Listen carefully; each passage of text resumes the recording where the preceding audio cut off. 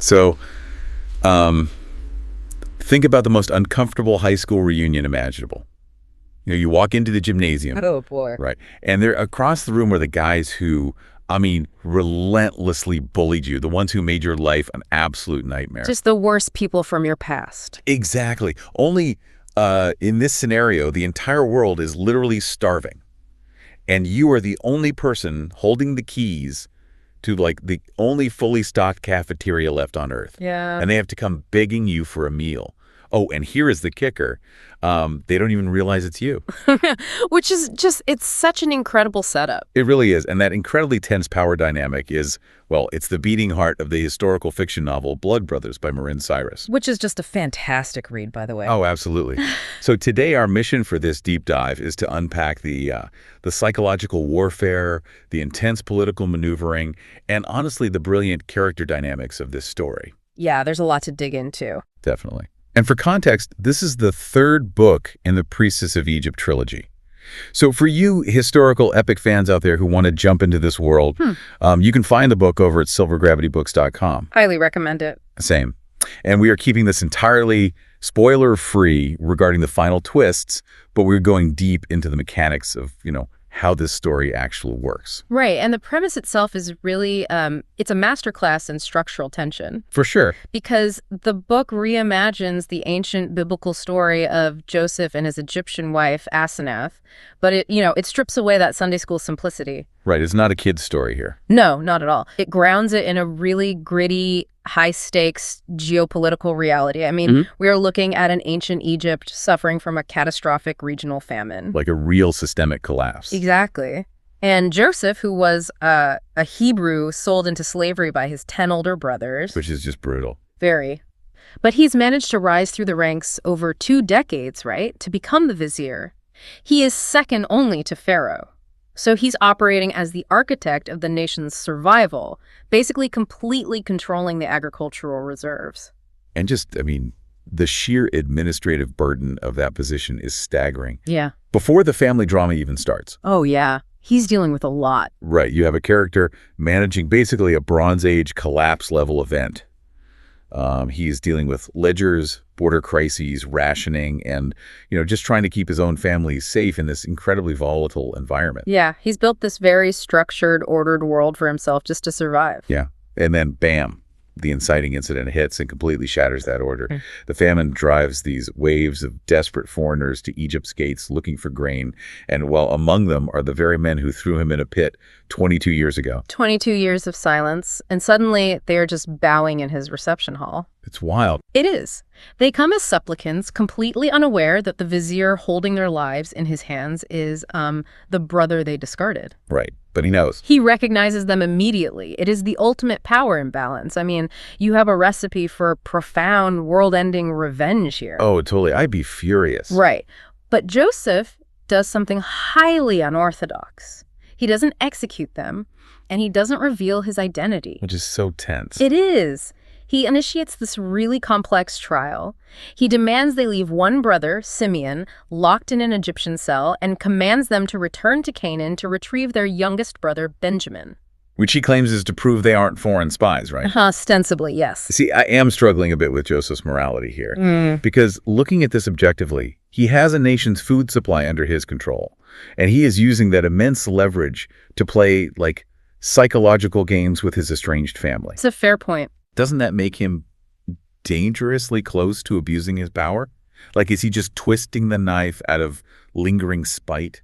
Because, for the first time in his life, he finally has the upper hand. Well, it absolutely skirts the line of an abuse of power, which honestly is what makes him such a compelling, flawed protagonist. Right, he's not perfect. Exactly. But to understand his actions, we have to look past the idea of just a simple, petty test. We need to look at the psychological concept of traumatic reenactment. Oh, wow. Okay, explain that. So Joseph isn't just being petty. He is meticulously recreating the exact variables of his original trauma to see if the outcome has changed. Wow.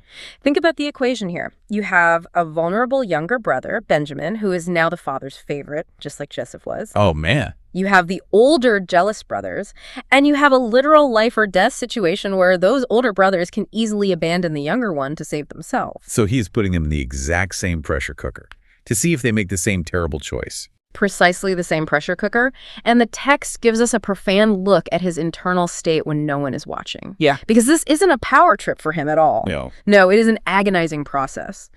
The author describes Joseph having to slip away behind a screen to weep. And the weeping is so violent, it is described as cutting him clean. That's heartbreaking. So he's wearing this impenetrable, stoic vizier mask in public. Yes, but beneath it, the trauma is just completely raw because he is a husband to Asenath now, and he's a father to 2 young boys. Right, he has a family to protect. Exactly. He cannot safely lower his defenses and invite men who are capable of murder into his home unless he mathematically proves to himself that they have fundamentally changed. That makes total sense. Right. Will they abandon Simeon? Will they betray Benjamin? It's a stress test of their current morality. That makes so much more sense than just, a basic revenge plot. He is trying to gather data on whether his family is safe to be around. Exactly. But, pursuing that data creates a massive vulnerability for him because Joseph is not operating in a vacuum. He is running a starving country. A very unstable country. Yeah. And singling out a group of foreigners, detaining one, interrogating the others, giving them special attention, that is a politically disastrous move when your own citizens are terrified of running out of food. Oh, it creates an immediate opening for his enemies. And this is really where the political thriller aspect of Marin Cyrus's writing elevates the narrative. The politics in this book are so good. So good. You have these internal Egyptian antagonists, right? Yeah. Led by a very manipulative political schemer named Amenemheb. He is such a great villain. He really is, and he's working along with his allies Keti, who's a high priest, and Sebeit. They are the old guard, traditionalists who deeply resent Joseph's foreign heritage and, the unprecedented power he wields over the native population. Let's analyze Amenemheb's strategy for a second, because it is universally recognizable. Like, he doesn't attack Joseph's agricultural policies, right? Because Joseph is actually doing a great job keeping people fed. Right, he can't fault the logistics. Exactly. Instead, he leverages this Egypt first rhetoric. He weaponizes the very real visceral fear of the populace against the abstract concept of foreigners taking their resources. The classic move. Yeah. He is watching Joseph's interactions with these Hebrews like a hawk, just waiting for any sign of favoritism to spark a riot. We're obviously just reporting on the dynamics in the book here, not taking any modern political stances, but you can see exactly what he's doing. Oh, the mechanism he uses is brilliant in its malice. Because he weaponizes the concept of purity. Right. In many ancient societies, famine wasn't just a weather event. It was viewed as a divine punishment for a disruption of cosmic order, or ma'at. Okay, so a spiritual failing. Exactly. So Amenemheb makes this the theological and political argument that having a foreigner as vizier is a disruption of that purity.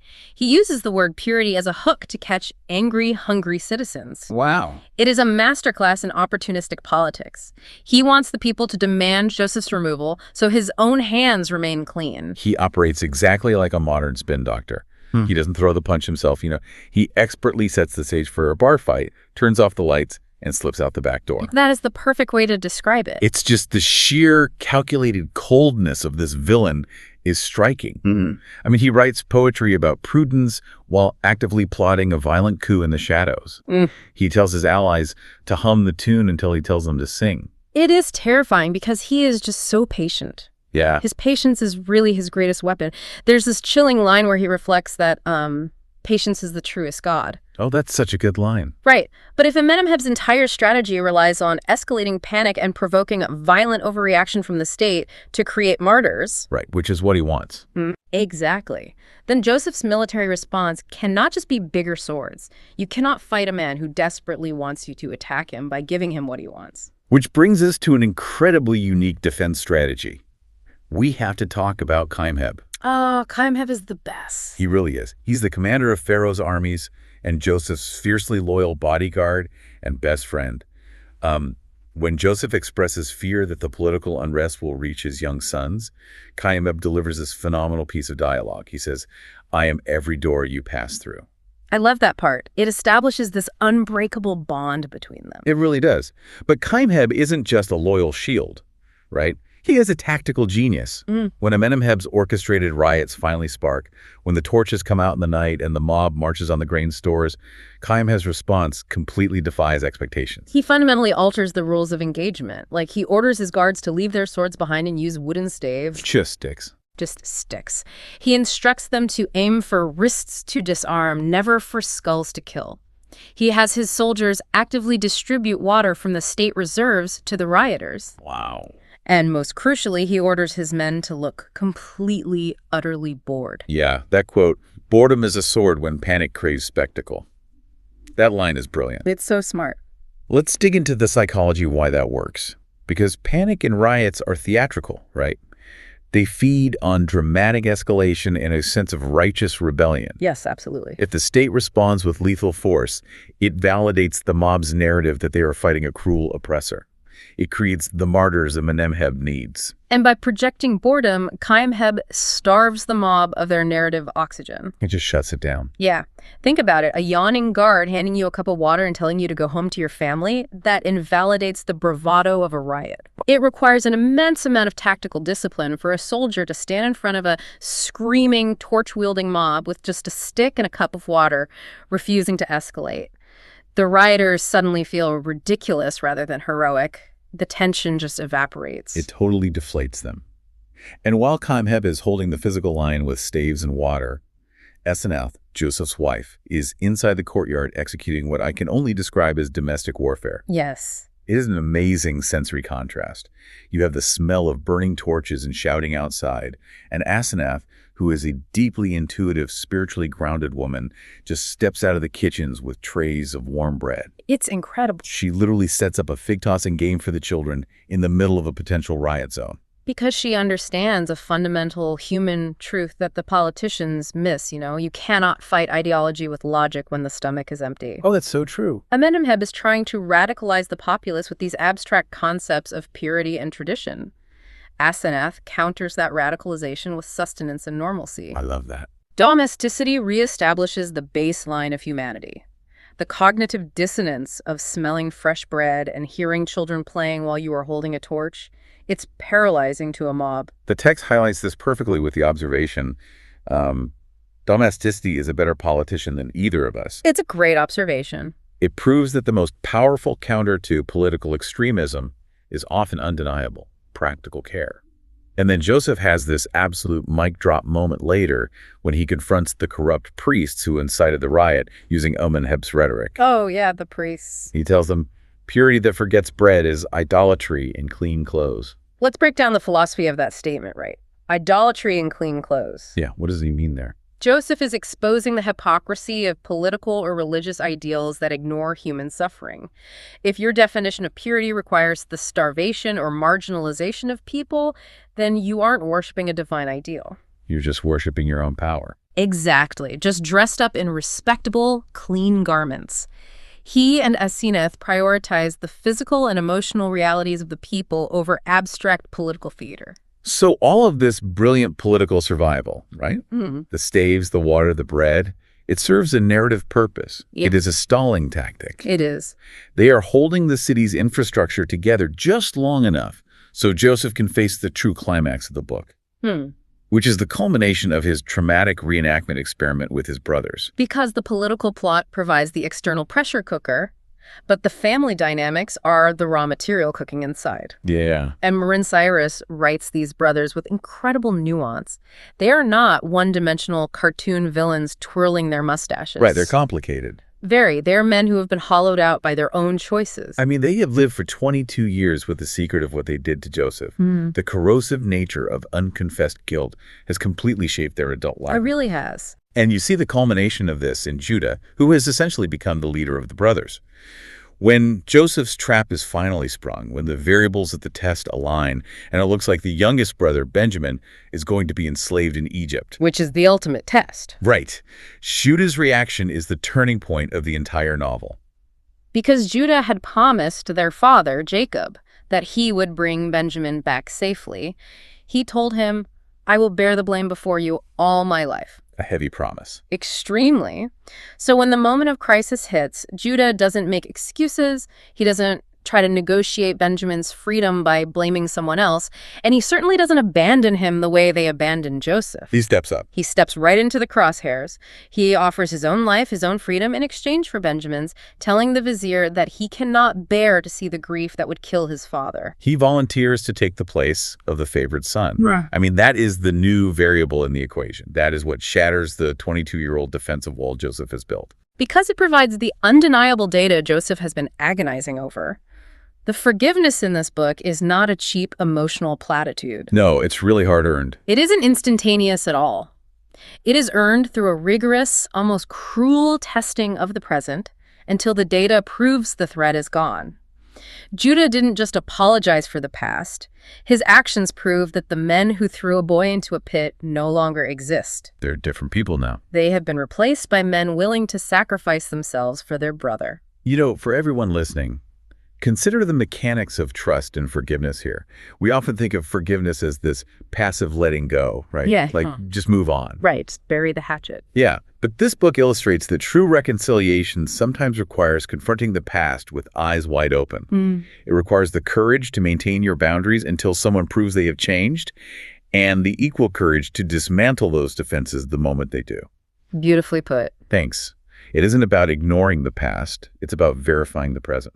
It is a profound shift from a posture of self-preservation to a posture of grace, and it elegantly ties the macro stakes of a dying nation to the micro stakes of a broken family. So true. The same vizier who has to calculate the exact grain rations to keep 1 million people alive has to calculate the exact moment his family is safe to love again. Man, the balance between those two scales is what makes Blood Brothers such a remarkable read.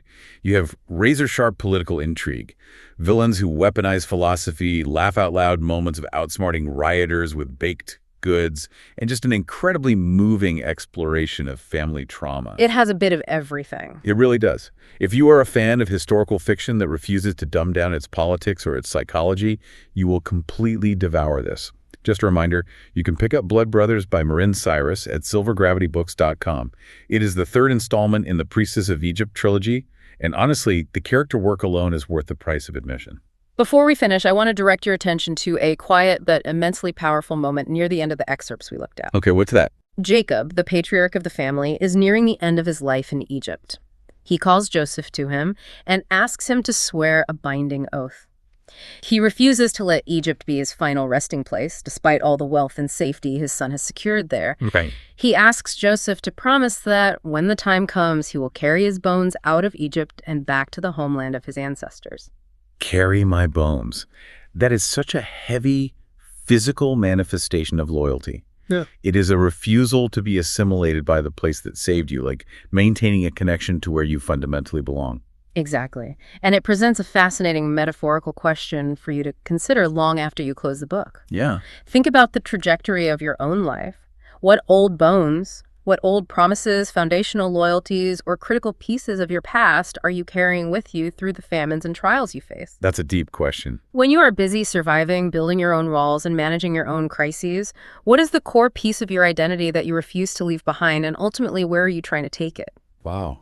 You know, you can walk into that cafeteria with all the keys to the kingdom. You can face the people who hurt you. You can secure your own survival. But you still have to figure out what pieces of the past are worth carrying back out the door. It is a heavy question to sit with.